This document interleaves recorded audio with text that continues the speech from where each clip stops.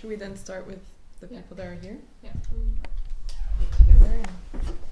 This map bigger and sort of represent what we know of Rotterdam and of other areas, and what roads lead to Pension Almonde.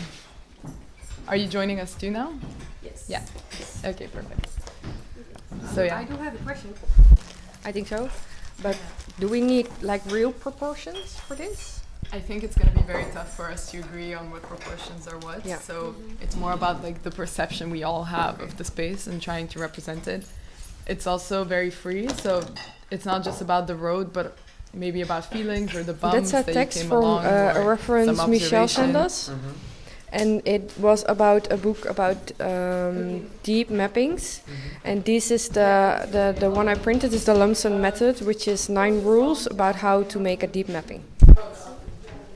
Just mind, could you explain a little bit what I'm doing? Yeah. If you walk with me, then I'm walking sure. with me.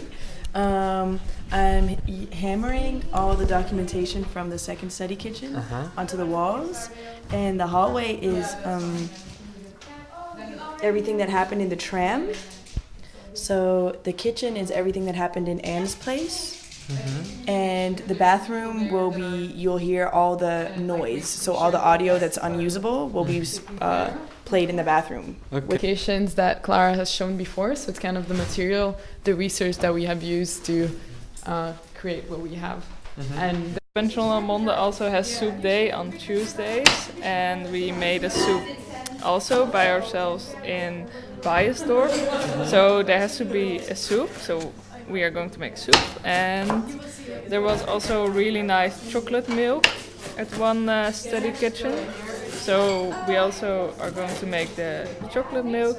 And then at our last study kitchen, I had made some flat apple pie and everybody really liked it. So. Platte appeltaart. Ingrediënten: 170 gram bladerdeeg, appelstroop, 4 Elstar appels, kristalsuiker en kaneel. Nodig: bakplaat en bakpapier. 1. Verwarm de oven voor op 175 graden. 2. Rol het bladerdeeg uit op een met bakpapier beklede bakplaat. Duw met je vinger op het deeg. Bestrijk het deeg met appelstroop. That's what I'm doing now. 4. Vouw de rand van het deeg 1 centimeter naar binnen, zodat er een rand ontstaat. Snijd de appels en leg het op het bladerdeeg. Bestrooi de appels met suiker en kaneel. Bak de taart circa 35 minuten in het midden van de oven. Serveer het koud of warm. Wel een beetje de fase. Andere mensen gewoon dat soort dingen. Maar I thought you meant empty buildings like this, but there are different spaces in this apartment. Right here is sort of the research room. So all of the research we have done in the previous classes we had, the articles we read, there's a lot of books on the chairs that you can go through that kind of inspired us in terms of their content and the way they're presented. And in the middle you see the publication of study kitchens, which are sort of our assignments. And during those moments it's us, the students, that present something and come up with sort of an event, a performative action of sorts. During the first study kitchen the theme was baking bread. So breaking bread, actually, because with the bread kind of brings people together, and it's one of the foods that exists in all cultures. So we ate bread together, and we played games, and we watched a movie about precarious living conditions in Spain. And so this is the sort of the first book that shows everything we've done that day. And then there's other things, and then the rest of the apartment is dedicated to study kitchen 2. During which we went to visit Anne's place, who's right there, because she squats an apartment, and so we went to see how she lives and talk to her and talk to other people that were there, and we ate food together as well as a picnic, which is also sort of a performative action of coming together and bringing something that's not there. And we have 3 spaces. So this is the tram space. While we were in the tram, we were translating a text together, which is a text by Paul B. Preciado about Mon corps trans est une maison vide, which means my trans body is an empty house. And he talks about this sort of he was living in an empty house for a while, and he was relating that to his own body, how he feels like his body is also an empty house. So here you can see like the whole process of translation, and here as well some of the talks we had during that time. Then going in here you have the Anna's place and what we discussed there and the things we saw. And I think that's it actually.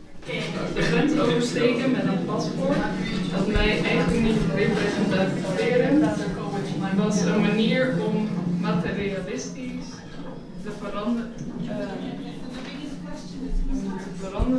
en om het zichtbaar te kunnen brengen.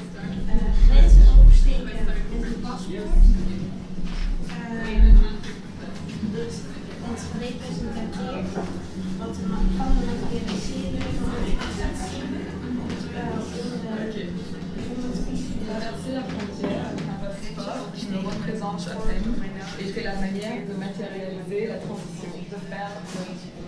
It's kind of a weird story.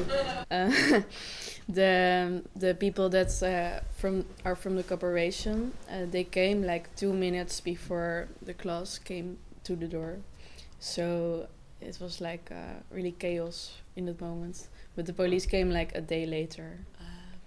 But the corporation people said like they're gonna be here in 5 minutes and they're gonna kick you out. So, yeah. As if it's also their living room, so how they everyone owns it. It feels like, and I like how this kind of this new community joyfulness here, that's kind of what I see from just coming here from the outside, and then also. It's also so nice that the past two kitchens we had this reversal where I go to school and I don't know what's going to happen, and it's such an. I said that to some people before. It's really nice to be a teacher who's completely out of control.